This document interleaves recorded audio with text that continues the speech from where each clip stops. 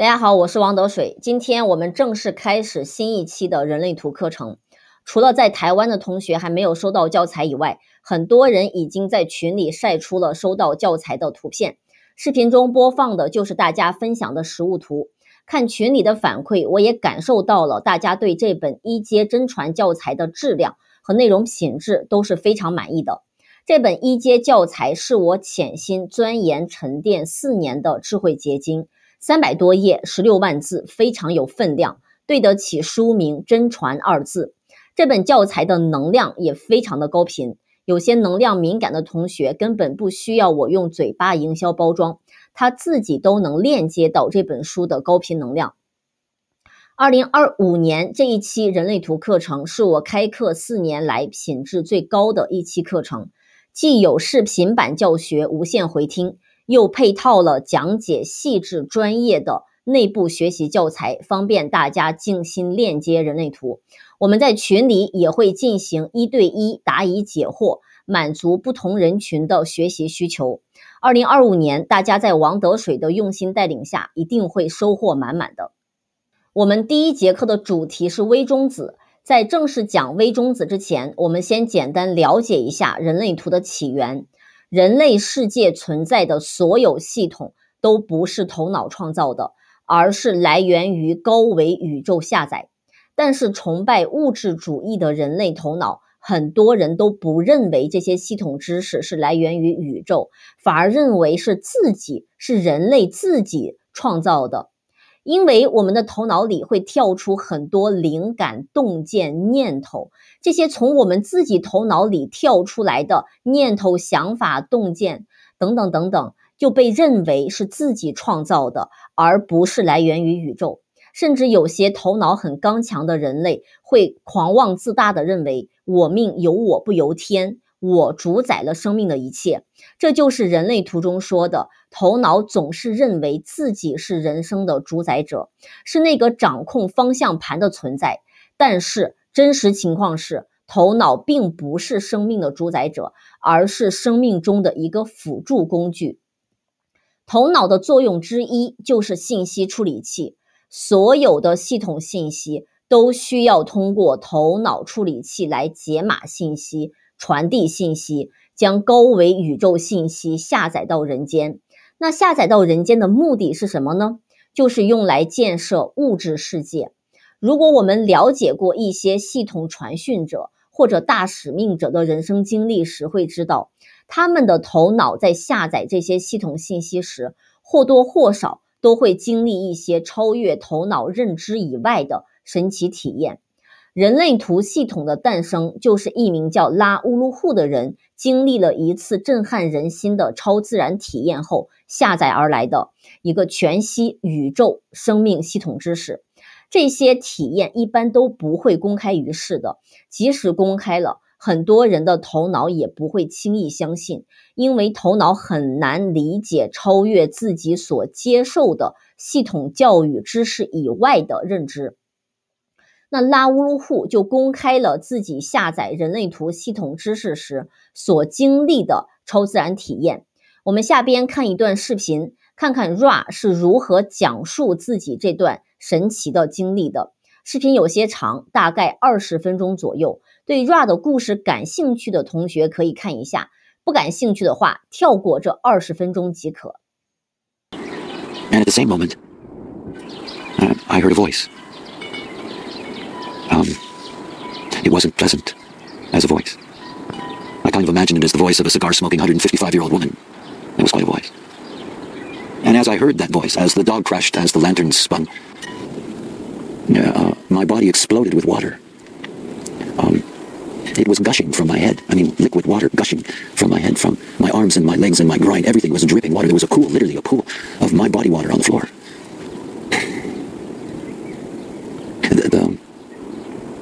The physical sensation of dehydration, super fast dehydration, is pain. And in this emerging of the pain was this voice. And it said, "Are you ready to work?" It was not a question. It really wasn't a question. I once thought it would be very funny to do this as a comedy routine, you know? Because it's funny in a way. Madness always is.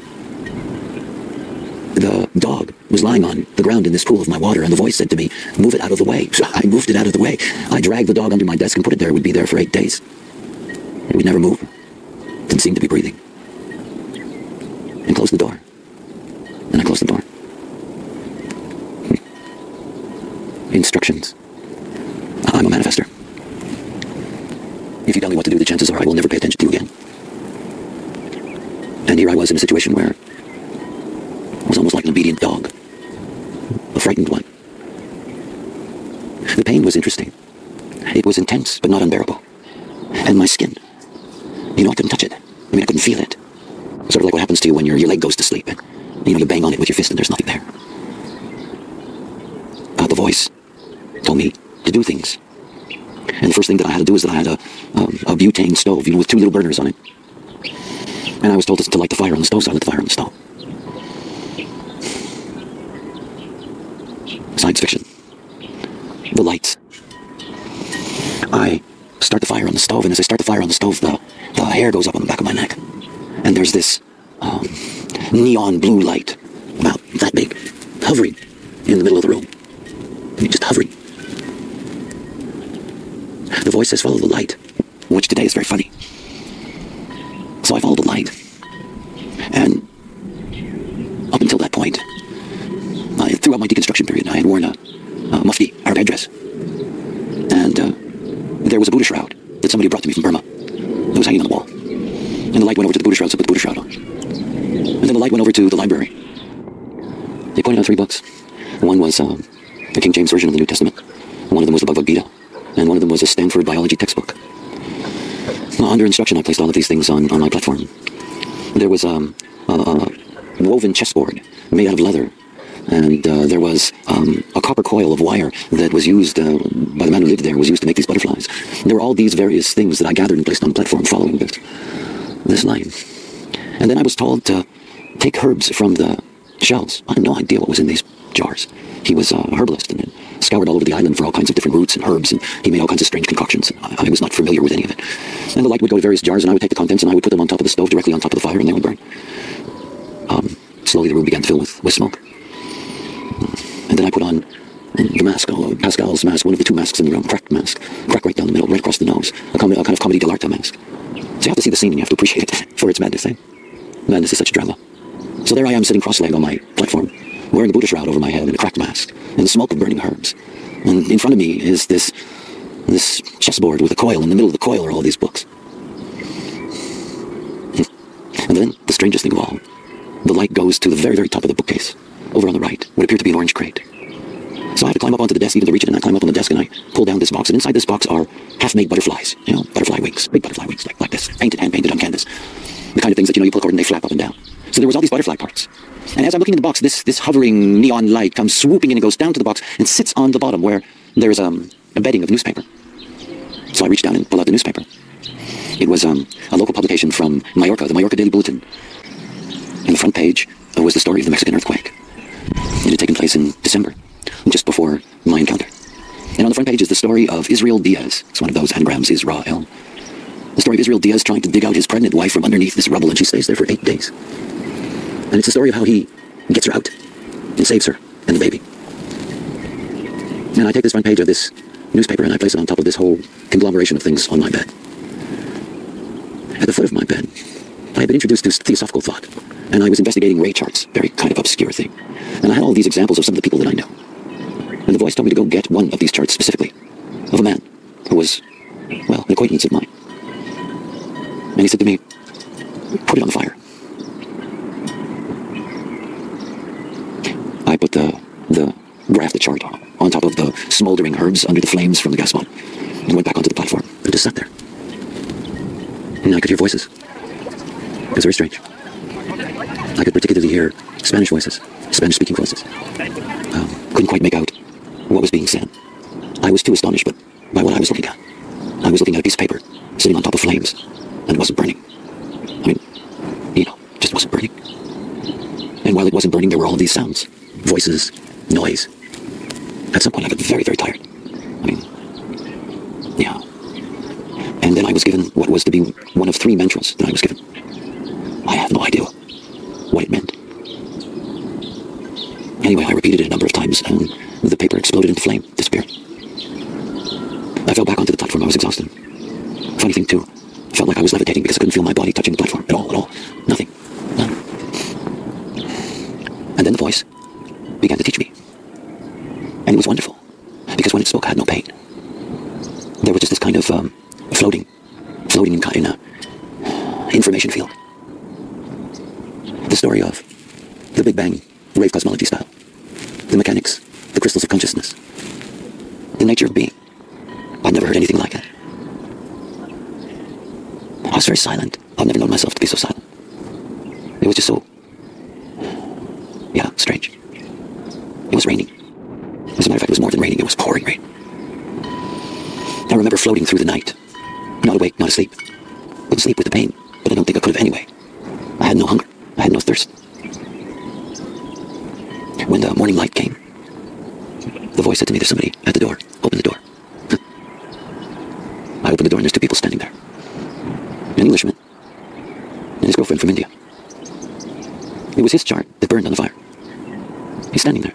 He's got this deeply confused look on his face because the two of them were on the way to France. They'd already gone across on the ferry and suddenly felt compelled to return to see me, not knowing why. As they're standing in the doorway, the voice tells me to let them in. So I let them in. It was very odd. She sat in the chair beside my dog, the one that didn't move, didn't breathe, never noticed. He sat at the other end of the platform from me. And then the voice said to me, "You tell him precisely what I tell you." Okay. No arguments from me. Tell him about the crystals of consciousness. So I told him about the crystals of consciousness. And after I told him about the crystals of consciousness, the voice said to me, "Now you tell him that you can give him the crystal that belongs to him." So that's what I told him. And the voice told me to tell him to come back that evening. Well, that's what I told him. And the voice told me to throw them out, and that's what I did. When I closed the door, I went over to the desk. I was to get my first taste of, well, what would be the concrete magic of my experience. I got to draw a body graph. It was an incredible experience. I couldn't feel, I did it with pencil, couldn't afford ink. Couldn't feel the pencil in my hand. Huh? And here's this strange thing, whatever it was, describing to me how to do this. I'd draw it, where I'd put everything, the numbers, all of it. Incredible. That night, they came back, just as they were told to do. And I invited them in, and we closed the door. And she went over and sat down by the desk, as before. And he and I would sit on the platform, and I collected between us all of those things from the night before. The leather chessboard and the coil, and the books. I put on the shroud. I put on the cracked mask, and I gave him the other mask. And I put the herbs on fire, and the room filled with smoke. And I sat opposite him. Now, madness is an interesting thing. I had absolutely no idea what I was doing, after all. None. Like, caught in this incredible, choiceless movie. Strange movie. And he looked at me wondering what was going to happen, and I had no idea. I had told him he was going to get the crystal he deserved. And as I could feel his tension, all of a sudden, out of his right ear, out of his ear, came a light. Small, vibrating, three-dimensional white light. And it went straight up in the air. And it came directly over my head. And went into my head. And the moment that it went into my head, he began to vomit. And I don't mean gag. I mean a river of it. Pouring out of him like, whoa, you don't see anything like that ever. There was an incredible rush of adrenaline. The voice told me to send them away. And I told him to leave. She got up and went out the door. He wouldn't move. He was just retching. I can remember grabbing the bed cover that he was on and yanking him from there and literally dragging him out and throwing him into the puddle outside the front door in the courtyard of the arena and slamming the door behind me.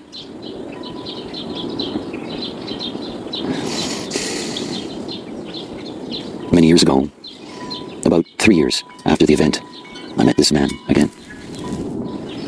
He claimed that I had stolen his Ajna center and been institutionalized for a number of years.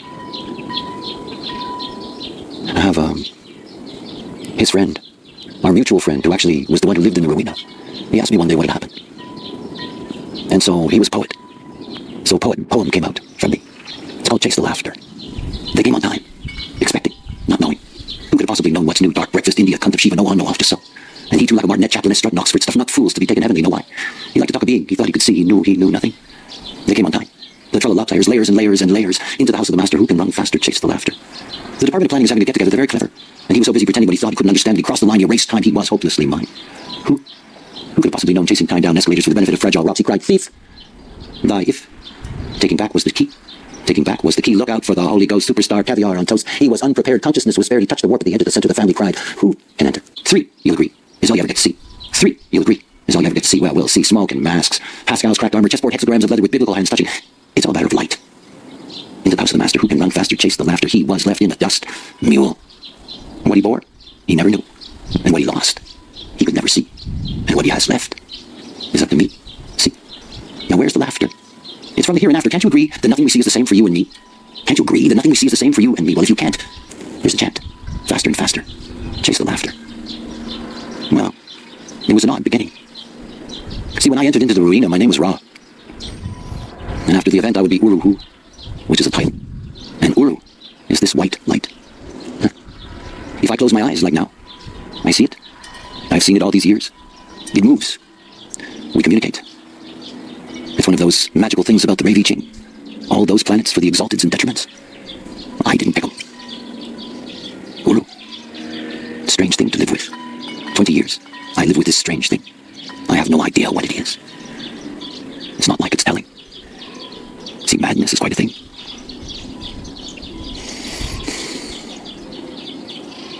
When they left, when they were gone, the process got serious. Yeah, serious. I can remember sitting with my back to the wall, sitting on the platform, very confused by this thing in me, seeing it, understanding that, well, what to do. And in my almost panic, I suddenly feel, it's so hard to describe. When something takes you and moves you, my head was snapped back. I mean, as far back as you can imagine, further than you can imagine, because it was so far back that there was practically no air going through.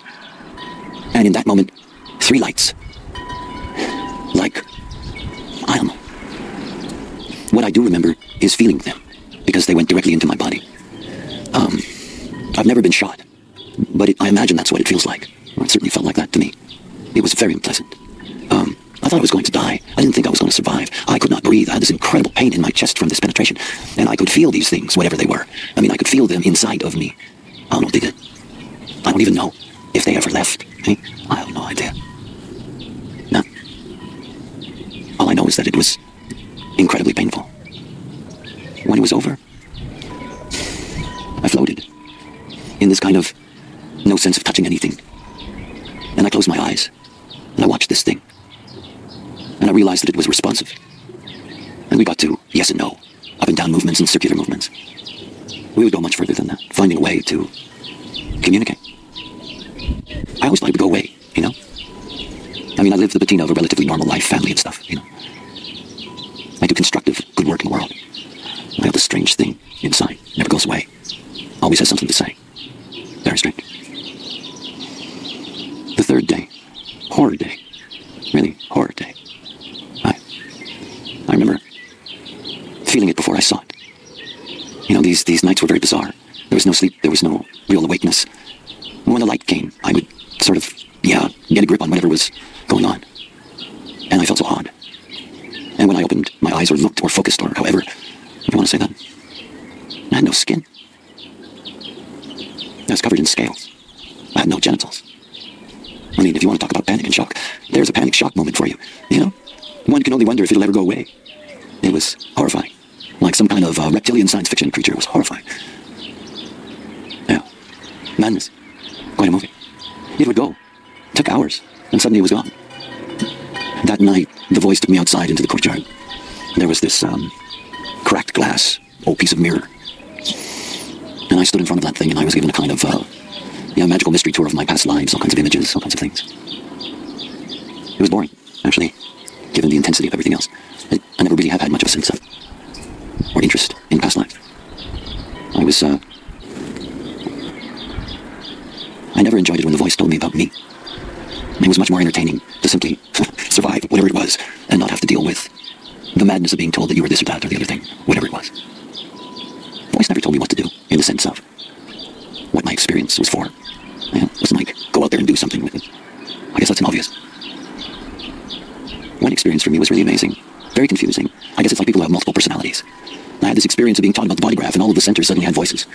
And then they were all talking to me from inside my body, talking to me from my own centers. Very strange. Rather frightening, actually. All these voices inside, male, female, young, old, arguing, talking over each other. People have wondered over the years how I received the information. You know, because there's so much information in human design. It was planted in me. I guess that's the only way I can describe it. Yeah, all the surface things. My neocortex was given certain information that it could handle. The body graph, the infrastructure, the way in which things work, the basic story of the cosmology. But this incredible capacity to be able to filter anything through its matrix. You know, I was engineered. Somebody was engineered. I guess this is the way that it works. It certainly is the way that it worked for me. I never got to say anything. Two thoughts of mine were responded to. They were barely thoughts. One was my concern for my dog, and it was then that the voice told me about design forms, rather an incredible thing. The other was my amazement at the information. I remember wanting to know where it was coming from, and the voice said, from the Book of Letters. Many years afterward, maybe a decade afterward, on tour in the United States, I had a woman come up to me, tell me about a friend of hers, brother or something, I don't remember exactly. Somebody who had gone mad in January of 1987. And gone mad in January 1987, remained institutionalized. He was, the last thing that he did was write in a journal of his from the Book of Letters. It was the last thing he wrote. You know, it's one of my things about the information of human design is that I was closest to the source. That Rowena sat over an empty cistern, an empty cavern. It was into that cavern that the design crystal bundle came. Not what other messengers have connected to. Not personality crystal bundles that all have perspectives, so that we all end up with messages that get translated into different cultural preferences. No, this came from the design crystal bundle. It came from the totality of the form principle. And I was sitting on top of it, taking it in, through the neutrino stream, through the aura contact. And it went out all over. It laid the seed of the knowledge. I was told a lot of things. Wonderful things, mysterious things. Shown things, heard things, watched them. When I think back now, it's a long time ago. I realize how incredible it was, and what a privilege it was to have such a strange experience. But then, I get tired of the pain. The end was beautiful, as end should be. It was the 8th day. And the voice told me to go up onto the mountain above the Rowena. Beautiful place. Very isolated. Beautiful view. And I went up there and I sat down. I guess it was around midday. The voice told me that it was leaving. And then it said the strangest thing to me. It said, stare into the sun. And you know, as a joke, considering all the madness I had been through, I don't know why I was so upset with the idea that I was going to stare into the sun, but I was. My assumption was you go blind doing that. And the voice gave me a mantra, told me that the sun was my dog. Sawalu, my dog. So I sat there and I opened up my eyes to the sun. And as I did that, the voice, well, it was gone. Incredible experience to stare into the sun. Full stare. Have the light burn through the eyes down into the esophagus. To see the blue angel dancing in flames, the blue flames burning into her body. Yeah, the dogs know. Maybe hours I was there. At some point I stopped. And began to walk down the hill. And as I walked down the hill, racing up to greet me was Barley. 8 days, no movement, no breath, no food, no liquid, no nothing. There he was, bouncing along, wagging his tail, happy as hell. And it was over. I was not relieved. I thought it would have been. You only have that kind of magic if you're lucky. Once in 100 lifetimes. To step out, go beyond veil. Great nihilists like me meeting the forces. Wonderful. And how depressing it was to come back into the world of the not-self. And to be a freak in that world. To have nothing. To have all this knowledge. And to have nothing. Yeah. So it goes. What to do. Ra 的这次超自然体验与1987年天文学家观测到的一次超新星爆炸联系非常密切。宇宙中有一颗距离地球大约16万光年的超新星发生爆炸了。这颗超新星被命名为 SN1987A， 它的爆炸是400多年来最亮的一次恒星大爆炸。它在爆炸的一瞬间释放了100万倍的太阳能量。它在爆炸时的亮度相当于1亿颗太阳的亮度，所以被当时的人类误以为天上出现了第2颗太阳。这颗超新星爆炸时释放了大量的微中子冲刷着地球，在那个时间段里，地球上的每个人都接收到了比平时多3倍的微中子信息，而且有很多人也经历了一些超自然体验。1987年1月3日晚，Ra 在西班牙的伊比萨小岛就经历了一次神奇的超自然体验，也就是视频中他说的，他好像听到了一个有155岁年龄大的老太太的声音问他，你准备好开始工作了吗？然后他的身体开始经历一系列超自然体验，被一股力量驱使着坐在桌子前，连续8天8夜，中间没有任何休息，记录下了人类图系统。8天8夜以后， Ra 几乎记不起自己是谁了，他的声音，他的外貌都发生了变化。Ra Uru Hu 这个名字也是声音给 Ra 起的。在随后的几十年里，他感觉自己的身体里好像共存了另一个生命似的，持续不断地给他传递信息。声音透过 Ra 这个管道将人类图系统传讯了出来。那关于 Ra 的神奇体验，大家可以看 Ra Uru Hu 的《人类大预言》这本书，非常有趣的一本书。人类图系统是一个非常庞大的系统，涵盖了占星、易经、脉轮、卡巴拉、生物学、量子力学、遗传学等等很多科学。所以人类图不仅仅是一个简单的天赋才华工具、自我修行成长工具，人类图还蕴含了深刻的宇宙之道。下边分享一个非常有深度的话题。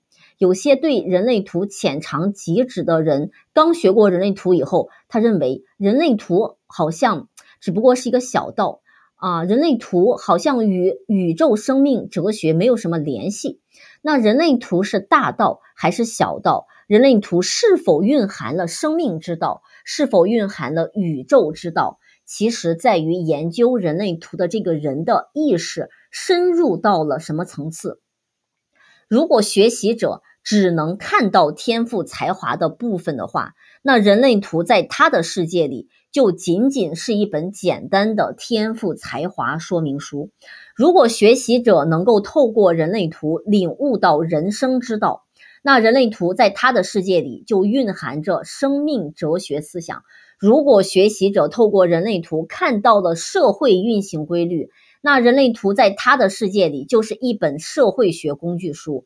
如果学习者透过人类图领悟到了宇宙运作法则，那人类图在他的世界里就是一本宇宙百科全书。所以我们可以思考一下，人类图到底是什么？人类图在你的世界里是什么？